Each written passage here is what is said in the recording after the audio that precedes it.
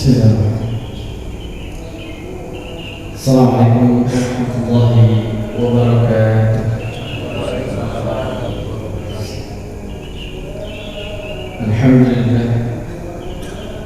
Alhamdulillah, Rabbil alamin, alladzi alafa baina qulubina fa asbahna bi ni'matihi ikhwana. Allahumma shalli ala sayyidina Muhammad abdika wa nabiyyika wa rasulika nabiyil ummi wa ala alihi wa sahbihi wa sallim tasliman. Adada ma hata bihi ilmuk wa khatta bihi qalamuk wa ahsahu kitabuk.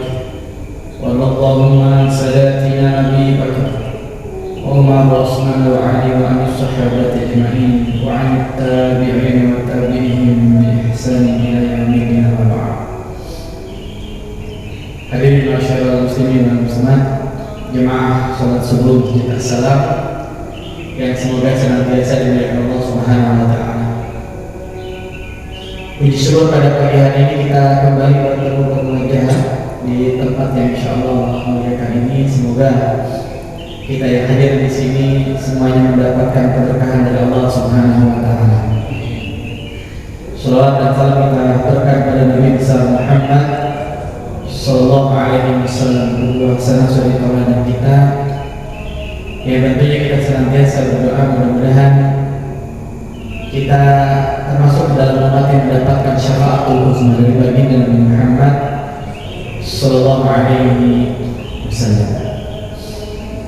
Hari ini insyaallah kita membahas satu negeri di Eropa Timur yang mayoritas muslim, ya 90% muslim, tapi penduduknya tidak banyak, hanya sekitar 10 juta. Kira-kira negara apa? Namanya adalah Azerbaijan. Azerbaijan masuk dalam wilayahnya Eropa Timur, dan ini wilayah yang cukup unik karena ada paling tiga kekuatan yang akhirnya mewarnai keislaman di sana. Pengaruh dari Turki, pengaruh dari Soviet karena dulu sempat di bawahnya Tsar Rusia, kemudian sempat di bawahnya Soviet, dan juga tentunya ada pengaruh kekuasaan Khalifah Syafawiyah yang merupakan penyebar Syiah. Jadi ada kekuatan komunisnya, ada kekuatan Sunni dari Turki, ada Syiah Safawi dari pengaruh Iran. Dan Azerbaijan ini juga punya hubungan yang cukup erat sejarahnya dengan Indonesia sebetulnya,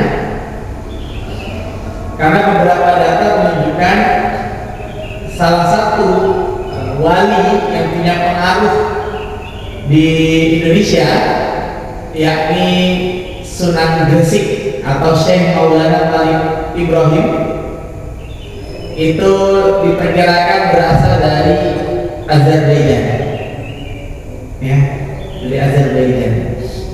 Bahkan beberapa ulama menyebutkan Nabi Nuh alaihissalam diperkirakan juga berasal dari situ. Ada hubungan keilmuan juga.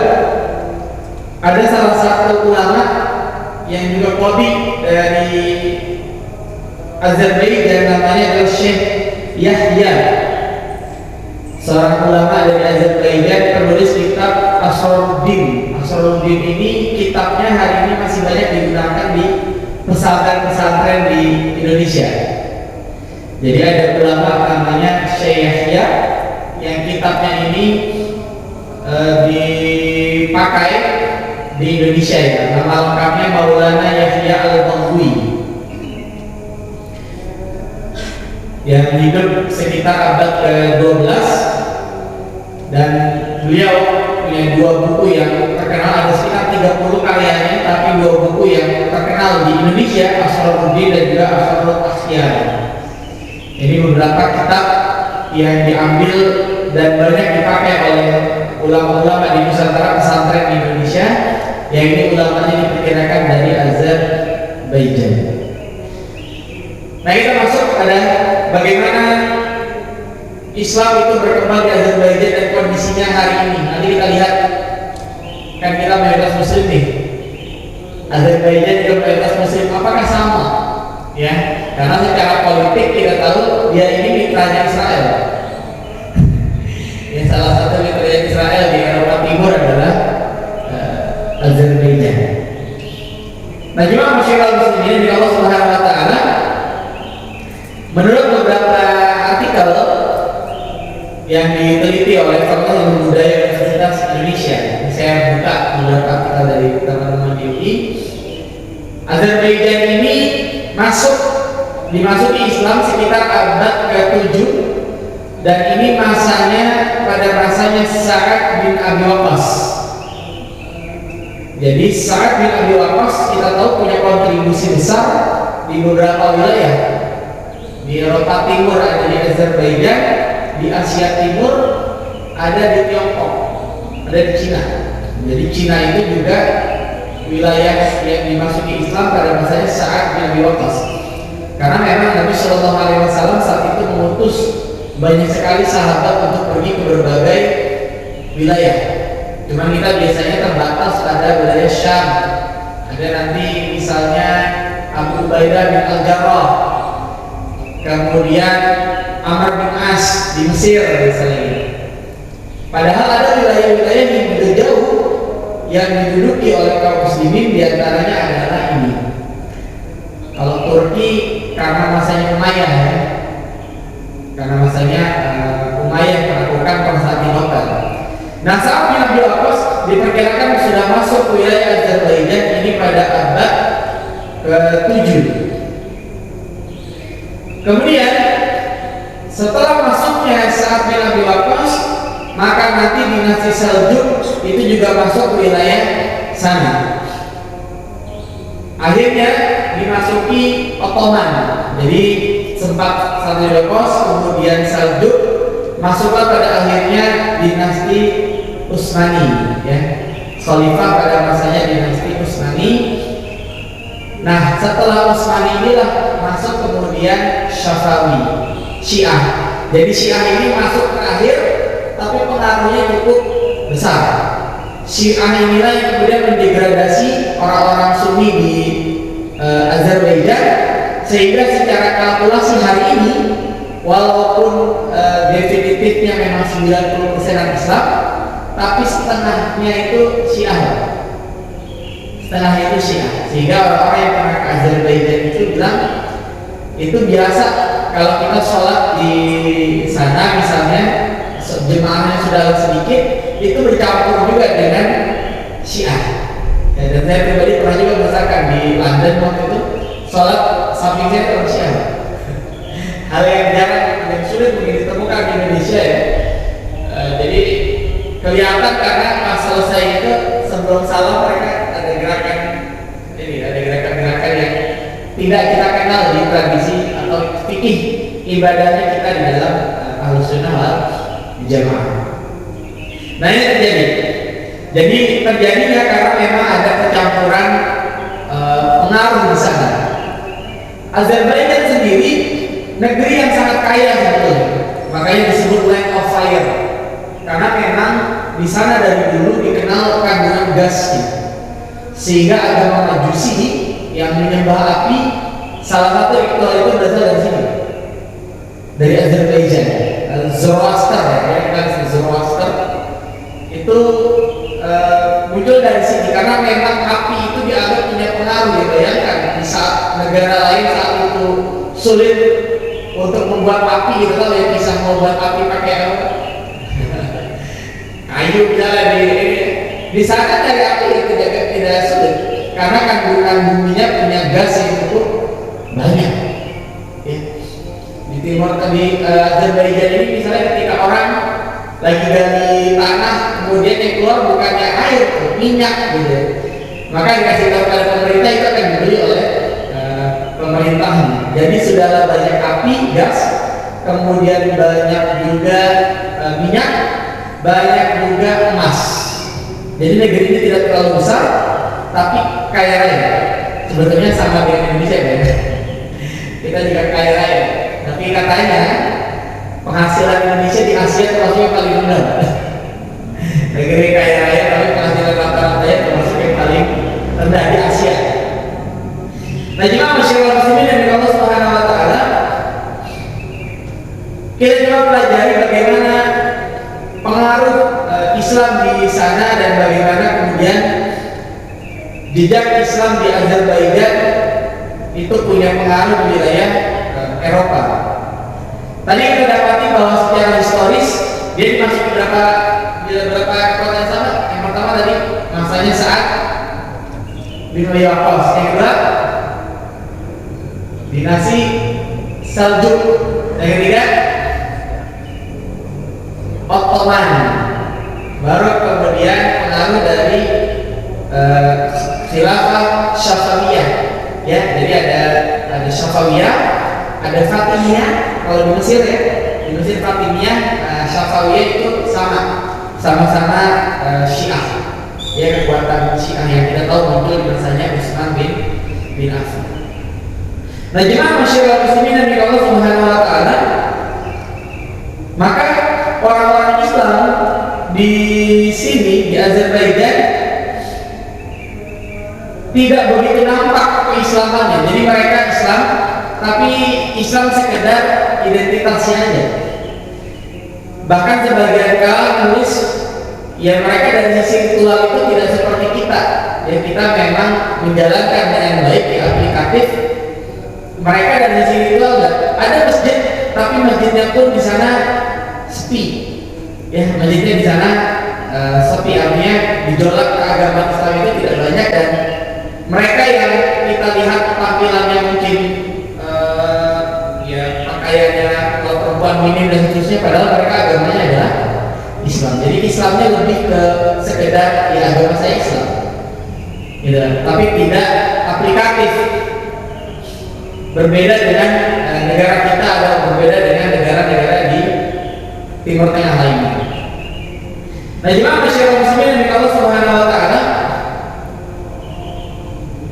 bagaimana pola dakwah kelompok muslimin di sana? Di sini disebutkan bahwa memang sama ya, hampir sama saya pikir dengan yang lainnya, yaitu kekuatan ada di masjid. Namun halangan terbesar di Azerbaijan ini karena dulu kekuatan komunis. Jadi ketika Azerbaijan dikuasai Rusia, di bawah Tsarnya Rusia, kemudian dikuasai oleh Soviet pada akhirnya, sebetulnya pada awalnya kekuatan Islam itu masih sangat besar karena 100% itu masih Sunni di sana, sebab ada yang berbatasan dengan Georgia. Kita udah belajar ya, Georgia itu kapan tuh? Kayaknya bulan lalu atau 2 bulan lalu. Georgia kita tahu pengaruh Sunninya kuat. Yang dekat-dekat dengan Georgia itu Islamnya masih agak kuningan kan? Tapi yang sudah makin ke kota, Islamnya itu sudah agak tercampur dengan sekularisme. Ini ada orang pernah ke sana, dia cerita bahwa jemaah bahkan salat maghrib di masjid yang terbesar di daerah Gabala, dia bilang salatnya hanya 1 shaf. Masjid terbesar di sebuah kota di Azerbaijan. Jadi kebayang kalau masjid terbesar aja cuma 1 shaf, mungkin maksudnya karena kalau besar ada kayak ini yang salah. Dulu waktu kita di situ mungkin berapa shaf maksudnya ya? Sekarang jadi dikit karena masjidnya makin lebar gitu ya. Mungkin husnuzonnya begitu ya. Husnuzonnya saking besarnya Allah, karena tidak disebutkan berapa besarnya ya, berapa besarnya. Kemudian indikasi juga lemahnya keislaman di sana adalah salat Jumat yang juga sulit untuk dicari. Ini berbeda dengan negara di Eropa Barat, ya, kayak di Jerman, di Inggris. Itu sholat Jumat bisa 2 shift, 3 shift. Ya, kalau lagi musim-musim liburan, Jumatan tuh bisa 3 shift. Di sini bahkan yang di Jumatan itu susah. ya, nyari jemaah tadi susah. Artinya tidak semua masjid itu ada yang melaksanakan Jumatan, wabil khusus masjid-masjid yang berada di wilayah orang-orang Syiah. Ya, kalau yang tadi ya Georgia itu masih bisa kita dapat, tapi makin ke kota pengaruh Syiahnya makin besar. Nah, masjidnya rata-rata memang Jumatan pun tidak melaksanakan. Ini menurut pemaparan beberapa orang yang melakukan penelitian langsung ke sana. Jadi kebayang ya, apa namanya, makin ke kota justru pengaruh Syiahnya makin besar, masjid tidak begitu ramai. Makin ke kampung yang berbatasan dengan Georgia itu pengaruh Sunninya besar baru ada. Artinya memang kotanya rata-rata memang diduduki oleh kelompok Safawiyah dulunya, atau yang hari ini orang-orang Syiah. Makanya kata penulis ya di beberapa artikel yang disampaikan ini, dia menyampaikan bahwa dibutuhkan dai-dai orang Indonesia untuk bisa mewarnai dan mengembalikan Azerbaijan ya, kepada kesadaran keislamannya sebagaimana dahulu. Dia bilang dibutuhkan dai-dai Indonesia yang tangguh untuk mengembalikan identitas umat Islam di wilayah Azerbaijan. Nah, ini jadi peluang wilayah Azerbaijan ya. Saya juga belum pernah ke sana ya. Cuma kalau kita mempelajari ini kelihatannya memang ini termasuk yang agak berbeda dengan Eropa Barat ya. Dengan Eropa Barat yang kita lihat grafiknya itu tumbuh, di sini udah mayoritas. Tapi ternyata memang keislamannya itu cukup rendah dari sisi praktik ibadahnya. Nah, jemaah masyarakat muslimin yang Allah Subhanahu wa taala, selanjutnya di era kontemporer ini ada beberapa upaya ya mengembalikan Islam itu untuk kepada praktik keislamannya. Namun pemerintah Azerbaijan tadi saya sampaikan membuat satu sistem yang memang dia sudah menyatakan langsung bahwasanya Azerbaijan ini pada posisi politik yang sekuler. Jadi dia tidak menyatakan sebagai negara agama walaupun mayoritas muslim. Dia membiarkan, jadi praktik-praktik ibadah itu tidak pernah diurusi oleh negara jadi membiarkan saja. Dan secara kedekatan mereka dekat dengan Israel. Jadi bisa bayangkan ya, makanya dalam isu-isu Palestina Azerbaijan tidak terlalu muncul.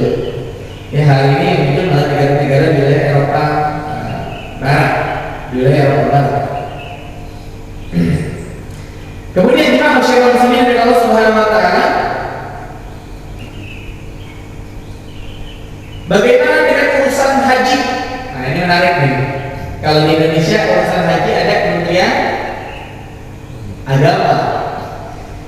Kalau negara Eropa lain yang muslimnya rendah itu tidak ada Kementerian Agama karena memang itu ya urusan masing-masing saja. Tapi akhirnya bisa membuka lebih cepat karena apa namanya komunitas itu yang berjejaring.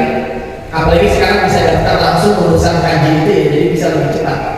Tadi saya dari Jerman berangkat, daftar itu Ramadan sekian bulan baru bisa berangkat. Ramadan baru daftar. Pas udah kayak gini Zulqa'dah seperti ini sudah bisa langsung berangkat. Di kita katanya berapa tahun? Daftar tahun ini berapa? Sekitar 24 tahun ya. Jadi kalau daftar 2025 berarti naik haji tahun 2049 gitu. Ya. Hampir 25 tahun ya, kebayang. Di Eropa Barat tetap. Bagaimana dengan Azerbaijan? Di Eropa Barat kan tadi muslim itu minoritas ya. Bagaimana dengan Azerbaijan yang muslimnya ini mayoritas? Apakah sama? Ternyata disampaikan Azerbaijan tidak memiliki Kementerian Agama. Jadi urusan keagamaan tidak pernah diurusi, termasuk urusan haji. Ya, jadi ini menarik nih. Mayoritas muslim, tapi memang tidak pernah diurus keislamannya karena secara konstitusional dia sudah mengambil apa namanya posisi sebagai negeri sekuler. Nah, kira-kira apa landasannya dan mengapa demikian? Ternyata memang dia baru merdeka pun baru ya. Azerbaijan ini baru merdeka tahun 1991. Jadi ketika Soviet itu runtuh, maka Azerbaijan baru menyatakan berdaulat. Dan Azerbaijan termasuk penyokong Indonesia dari sisi minyak. Jadi kita ini minyak matang cukup banyak impor dari Azerbaijan, padahal negara kita juga penghasil minyak yang cukup besar. Jadi menarik juga ya. Gimana nih saya tahu? Jadi kita banyak menghasilkan minyak, tapi kita impor minyak cukup banyak dari wilayah Azerbaijan. Ini bisa diteliti oleh para ahli perminyakan. Kenapa? Kita banyak ekspor minyak, tapi juga banyak impor minyak dari wilayah Azerbaijan. Bagaimana dari sisi pendidikan? Dari sisi pendidikan Azerbaijan ini 90% anak-anak mudanya lulusan perguruan tinggi. Jadi tingkat pendidikannya cukup tinggi. Kalau Jawa Barat, maaf, Kabupaten Bogor, Bapak tahu angkanya berapa? Kabupaten Bogor statistik terakhir ini saya dapat dari anggota DPR dari Kabupaten Bogor, kita di angka 8,6, 8,5 atau 8,6. Artinya apa? Kalau di sisi pendidikan itu belum selesai kelas 9 rata-rata. Jadi rata-rata di Kabupaten Bogor belum lulus SMP itu sudah selesai ya pendidikannya, sudah keluar. Ini Kabupaten Bogor. Makin ke sini, misalnya Bogor Timur gitu ya, relatif makin tinggi, tapi makin ke sana Pak. Timur ke arah mana tuh? Ke arah Cariu, Tanjung Sari itu relatif makin rendah. Apalagi ke wilayah baratnya Bogor. Jadi Kabupaten Bogor ini termasuk yang mengkhawatirkan, makanya itu nyambung. Pendidikan yang rendah, kemudian tingkat pinjaman online yang tinggi, belum ada bank emok, tingkat perceraian juga tinggi Pak. Jadi itu menurut saya kalau dikomparasikan, ya pasti punya hubungan. Literasinya rendah, kemudian literasi finansialnya rendah, masalah ekonomi muncul, tingkat perceraian hasilnya jadi tinggi. Dan ini terjadi di Kabupaten Bogor. Cuma menariknya, kenapa Azerbaijan yang 90% ini generasinya terdidik tapi sekuler? Karena memang pendidikan di sana sekularismenya masih sangat kencang. Jadi salah satu cara melakukan sekularisme yang paling efektif adalah melalui pendidikan, termasuk isu-isu yang terkait dengan B dan seterusnya. Makanya saya ingat di Birmingham itu pernah ada demo orang tua murid, ya, orang tua murid melakukan gerakan untuk kitanya orang tua murid di Birmingham memprotes kurikulum waktu itu. Jadi kurikulum itu di sana kan ada kurikulum nasional ya, tapi kita bisa mengajukan ke City Council untuk mungkin direvisi beberapa substansinya. Salah satu yang dikejar waktu itu substansinya adalah pengajaran diri. Jadi LGBT itu masuk dalam kurikulum di Eropa itu, masuk dalam kurikulum. Nah di Birmingham itu kita minta itu dihapuskan. Tapi yang menarik bukan dalil yang dipakai. Jadi dasarnya bukan karena agama, bukan.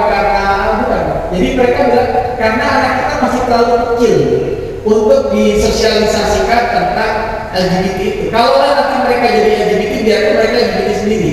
Setelah punya identitas sendiri, bukan karena agama gitu. Jadi lebih karena ini secara usia mereka belum masuk.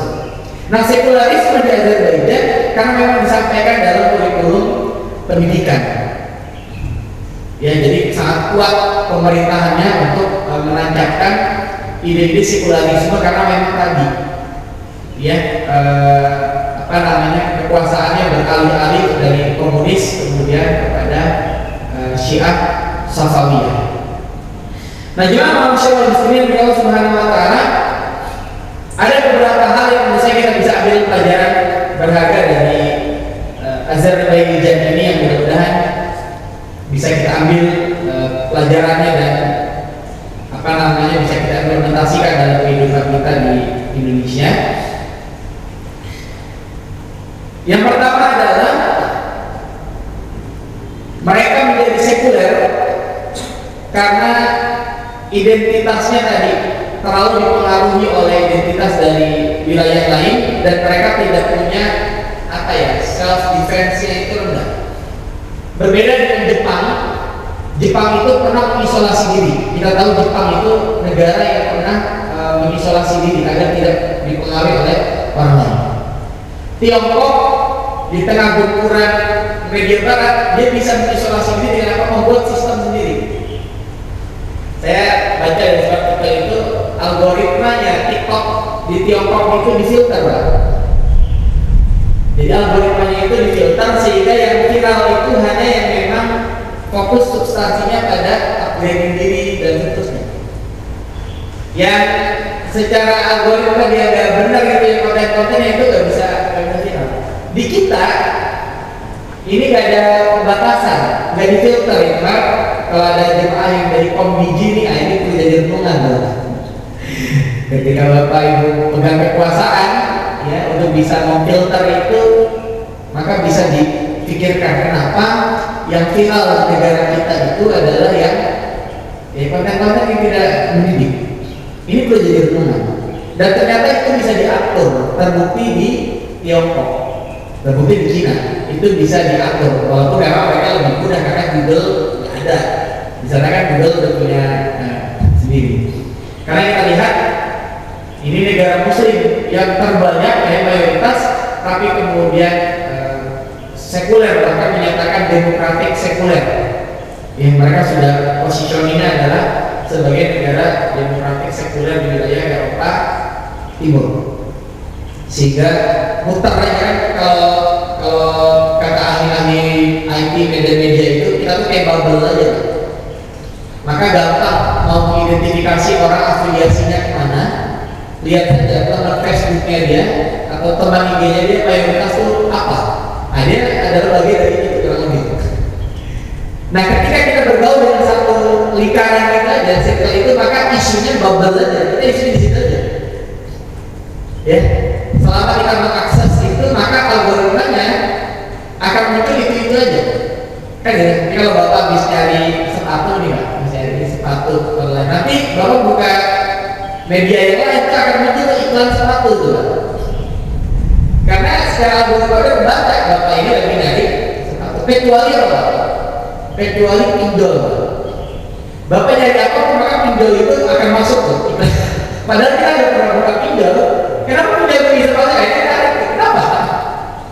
Ya, kenapa bisa kemudian? Apapun yang kita pernah cari, gak pernah nyari pinjol itu pasti pinjol itu keluar. Itu yang kita tahu.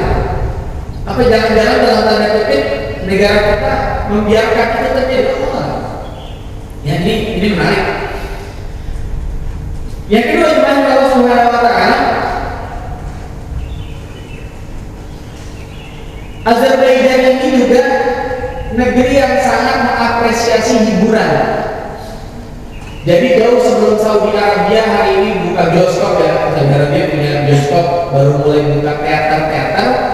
Di wilayah Eropa Timur, Azerbaijan adalah negeri yang pertama kali memiliki opera dan juga teater di wilayah Eropa Timur. Jadi di wilayah Eropa Timur, bahkan mungkin kalau kita ini negeri yang mayoritas Muslim, yang pertama kali punya opera dan teater itu adalah wilayah Azerbaijan. Di satu sisi tentu positifnya ada karena mengapresiasi karya seni, tapi kalau kita belajar dari kehancuran Islam di Eropa, di Andalus, salah satu penyebab terbesarnya apa? Terlalu tingginya hiburan. Akhirnya hiburan itu secara tidak langsung mengikis semangat jihad. Karena kita tahu Umayyah II di akhir-akhir di Andalus itu hancur karena apa? Mulai terlalu sering mengundang gadis-gadis penari perut, ya, hiburan-hiburan merajalela, maka semangat belajar turun. Hiburan merajalela, semangat jihad kemudian turun. Maka mereka sudah lupa gimana cara membela agama itu. Jadi hiburan di satu sisi mungkin ada nilai positifnya karena ada istilah gamification. Anak-anak yang main game itu punya kecerdasan biasanya agak bagus karena apa? Dia berkompetisi di situ. Tapi terlalu berlebihan juga jadi gak bagus. Kan ini apapun itu berlebihan. Games termasuk di dalamnya, permainan, hiburan dan seterusnya. Jadi jemaah Allah Subhanahu wa taala, Azerbaijan ini negeri yang pertama kali memiliki teater, pertama kali memiliki opera. Bahkan statistik menyebutkan kunjungan orang-orang muslim ke teater, ke opera itu lebih tinggi daripada kunjungan mereka ke masjid. Jadi emang hiburan sudah merajalela, sudah merajalela. Kemudian yang ketiga, tentang kesetaraan gender. Azerbaijan itu salah satu negara yang pertama kali menerapkan kesetaraan di berbagai bidang untuk laki-laki dan perempuan. Perempuan Azerbaijan sudah sejak puluhan tahun lalu diberikan hak politik, baik dalam mengikuti kompetisi maupun dalam memberikan hak suara. Indonesia ini berapa porsi suara atau porsi perempuan itu dalam politik itu? Partai itu kan harus mengalokasikan, ya, harus mengalokasikan kepemimpinan perempuan gitu. Jadi kalau ada caleg misalnya 10 harus ada perempuannya berapa gitu ya, ya. Ada persentasenya. Nah, Azerbaijan ini sejak dulu, ya. Saudi Arabia baru belakangan ini kalau kita pergi umroh, maka kita dapati petugas di bea cukai ini sudah ada yang perempuan, ya. Sudah ada petugas perempuan yang ngecop paspor. Di Masjidil Haram di Masjid Nabawi ada askar perempuan. Tapi khusus di Masjidil Haram sih. Kalau kita melihat sudah mulai banyak askar perempuan. Ya, jadi hak untuk dipilih dan memilih bagi perempuan itu sudah cukup lama. Bahkan ada juga yang kebablasan karena di sini karena hak perempuan bekerja itu cukup tinggi, maka statistik juga banyak menyebutkan banyak pekerja perempuan yang aktif dibandingkan dengan jadi kalau pasangan suami istri itu banyak istrinya yang bekerja, suaminya malah tidak bekerja, sehingga tingkat perceraian memang di Azerbaijan ini juga cukup tinggi. Ini pelajaran juga gara-gara wanita ini kalau sudah memiliki keuangan yang cukup mapan, ibu-ibu ada ibu ya, kalau ibu banyak duitnya cenderung lebih butuh pada laki-laki atau butuh pada laki-laki? Ya, ternyata survei memang membuktikan perempuan itu semakin mapan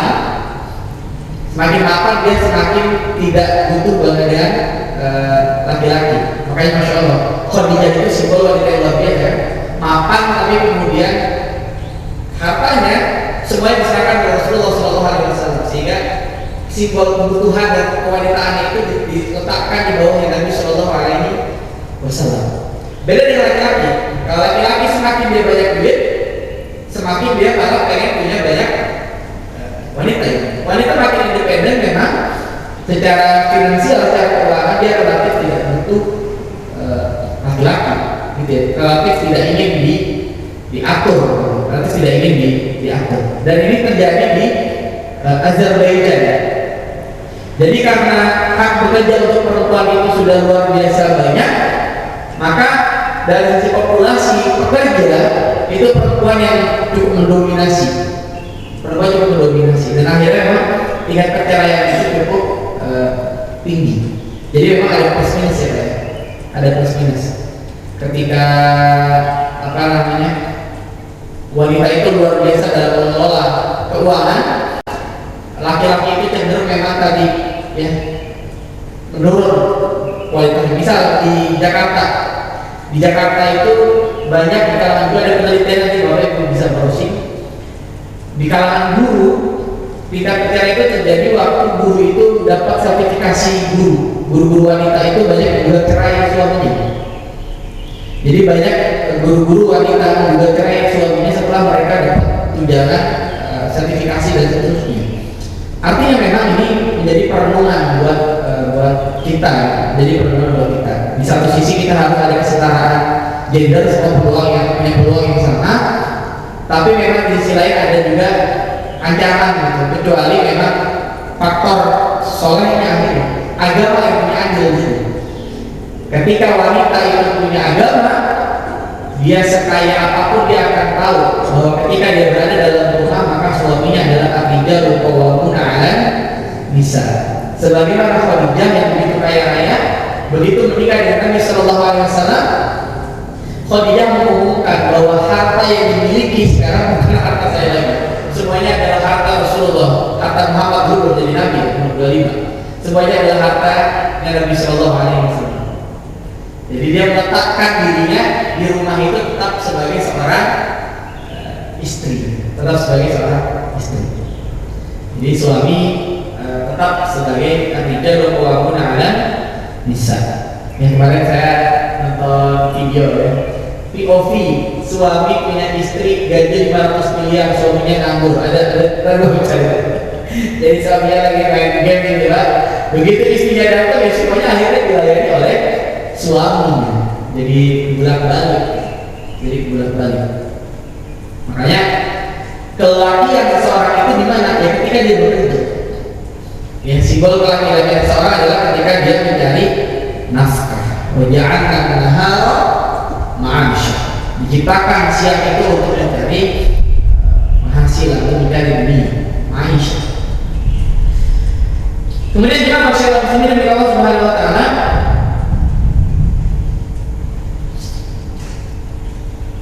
hubungan bilateral antara Indonesia dengan Azerbaijan juga cukup baik. Sekarang Azerbaijan menjadi salah satu negara yang memiliki jurusan bahasa Indonesia. Jadi bahasa Indonesia cukup berkembang di Azerbaijan, peminatnya cukup banyak. Ya, jadi bukan hanya di Australia, di Azerbaijan juga banyak. Di Inggris beberapa kampus juga lagi, cuma baru pusat studi, belum jadi prodi ya, belum jadi jurusan, baru semacam pusat studi saja mengkaji tentang budaya, sejarah dan bahasa Indonesia itu memang lagi populer di banyak tempat ini. Tapi di sini sudah menjadi satu jurusan sendiri. Nah, Indonesia timbal baliknya adalah mengajarkan pencak silat. Jadi mereka belajar tentang Indonesia, bahkan dikirimkan juga beberapa dosennya untuk belajar di Indonesia, belajar bahasa Indonesia dan kembali ke Azerbaijan. Dan di sini juga kita mengajarkan pencak silat. Jadi sudah berdiri beberapa perguruan silat Indonesia di Azerbaijan. Atau tapak suci sudah ada di sana. Ya, sudah ada beberapa perguruan pencak silat di Azerbaijan ya, karena tadi ada hubungan yang cukup harmonis. Kemudian 75% produksi minyak dunia itu diperkirakan ini diproses di Baku, sehingga banyak negara-negara yang mengekspor minyak-minyak mentah nanti impor lagi dari Azerbaijan dalam bentuk minyak matang. Jadi banyak kayaknya, ya, lamp of fire. Nah, jemaah masyarakat muslimin dari Allah Subhanahu wa taala, ancaman pertahanannya wilayah Azerbaijan ini punya konflik yang cukup panjang dengan wilayah sekitarnya, khususnya dengan Armenia. Jadi ada konflik perbatasan juga di sana dengan wilayah negeri Armenia, ya, negara Armenia. Nah, terakhir ada musik tradisional Azerbaijan yang dimasukkan di UNESCO. Yang ini musik ini perpaduan antara tradisi dari Turki kemudian tradisi dari Iran, ya, karena kita tahu ada pengaruh dari Safawiyah. Allah alam bisawab, ini mungkin beberapa hal terkait dengan Azerbaijan. Yang terakhir ini saya juga baca ada pelarangan jilbab, ya, sempat ada pelarangan jilbab, tetapi belakangan ini ada desakan-desakan lagi untuk mencabut larangan jilbab. Jadi negeri yang mayoritas muslim tapi pernah mengeluarkan aturan tentang larangan jilbab. Ya, mirip di Indonesia ya. Di Indonesia tahun-tahun 90-an di sekolah-sekolah negeri jilbab itu dilarang, ya. Bahkan mau foto aja harus buka jilbab, ya. Alhamdulillah sudah tidak ada larangan jilbab di negeri kita, dan di Azerbaijan ini terjadi belum lama ya, tahun 2000-an, tapi sekarang sudah mulai dianulir, sudah didesak untuk dicabut tentang larangan jilbab dan sebagainya. Maka saya buka sesi diskusi, kalau ada yang kita diskusikan terdapat.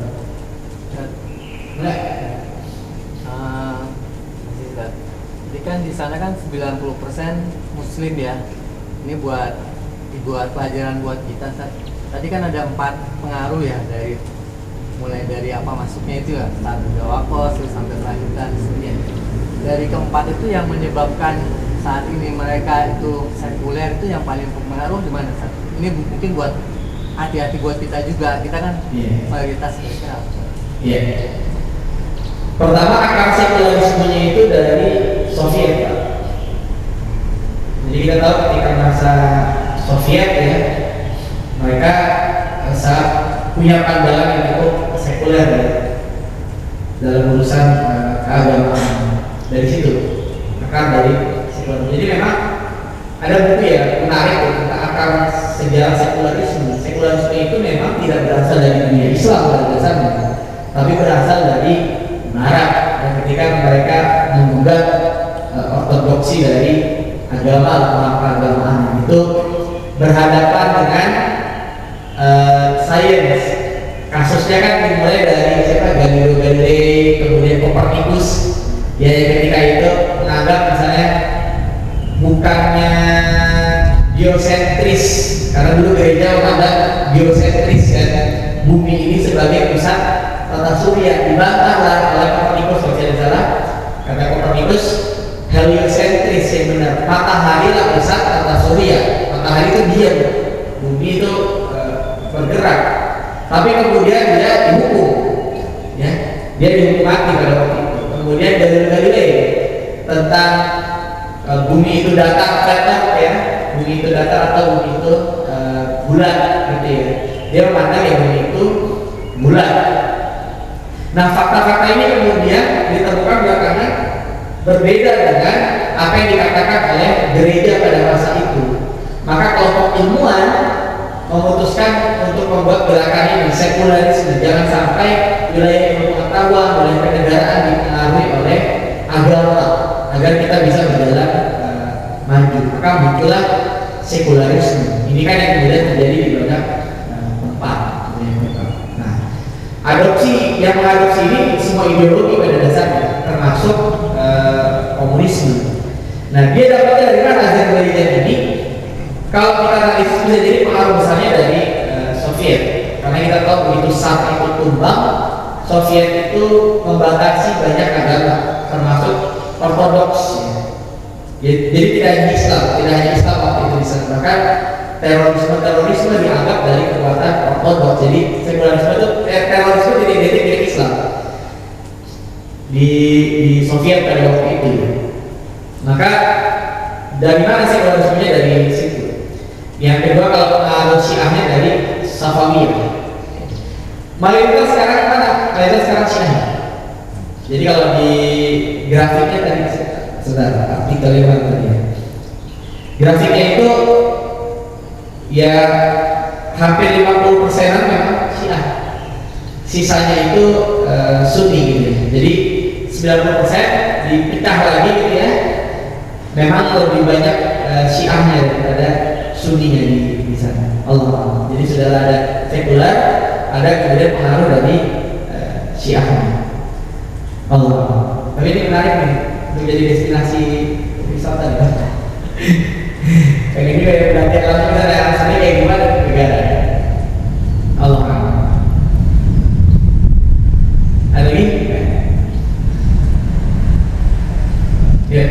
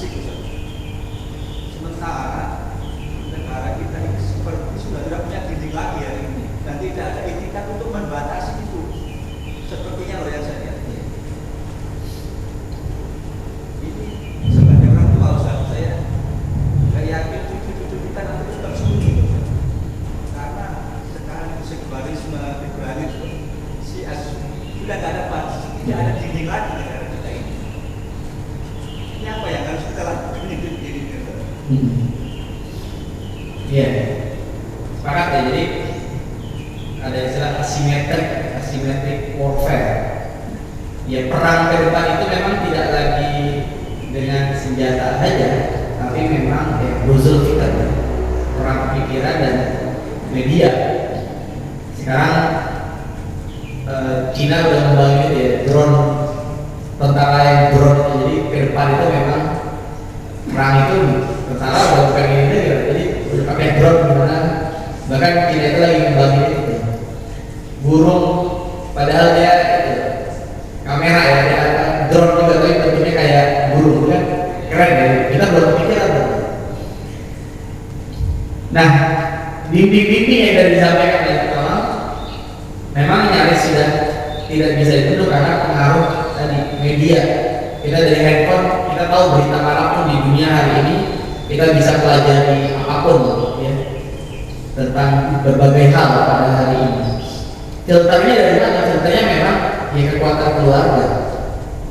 Makanya yang mau diserang sebenarnya keutuhan keluarga. Jadi sebenarnya kita harus melihat fenomena perceraian di dalam kaum muslimin tidak hanya sebagai sebuah fenomena, tapi harus ada pelajaran yang kita ambil. Ada apa ya? Jangan-jangan memang ada yang secara sistematis mau menghancurkan benteng terakhir umat ini ya di situ, di keluarga ya. Selain untuk tempat ibadah kita ya. Keluarga ini yang bisa membentengi. Dan ada di mana posisi itu? Di bapak, di bawah bapak. Ku anfusakum wa ahlikum. Nah, tapi di saat yang bersama kita dapat di para psikolog muslim hari ini bilang apa? Indonesia itu fatherless country gitu kan. Negeri tanpa ayah. Kita ini negeri tanpa ayah gitu. Kenapa? Karena figur ayah itu hilang. Yang ada hanya seorang laki-laki yang setiap bulannya atau setiap harinya mungkin hanya memberikan uang saja. Seakan-akan dia tahunya saya pokoknya keluar rumah nyari uang, saya datang kasih uang udah beres gitu. Padahal enggak. Ku anfusakum wa ahlikum nar. Jaga diri dan keluargamu dari api neraka. Maka pertanyaannya bentengnya apa lagi? Temboknya adalah keluarga. Dan yang punya peran paling besar untuk mengatur keluarga itu adalah kita, para bapak. Sehingga menurut saya aneh kalau ada pandangan misalnya tugas mendidik hanya tugas ibu, karena ibu adalah al-ummu madrasatul ula. Betul bahwa ibu adalah madrasah pertama, ibu adalah guru pertama bagi anak-anak, tetapi bapak itu kepala sekolahnya. Kita ini kepala sekolah. Kita yang harus memutuskan kurikulumnya, kita menyiapkan budgetnya, kita menyiapkan targetnya, dan secara teknis kemudian kita bisa atur.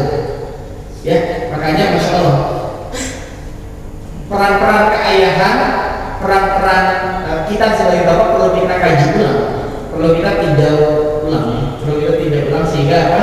Ini membentengi anak-anak kita ke depan. Bahkan kalau Pak Adrian Rusdi lagi ngembangin satu lagi konsep namanya brotherhood.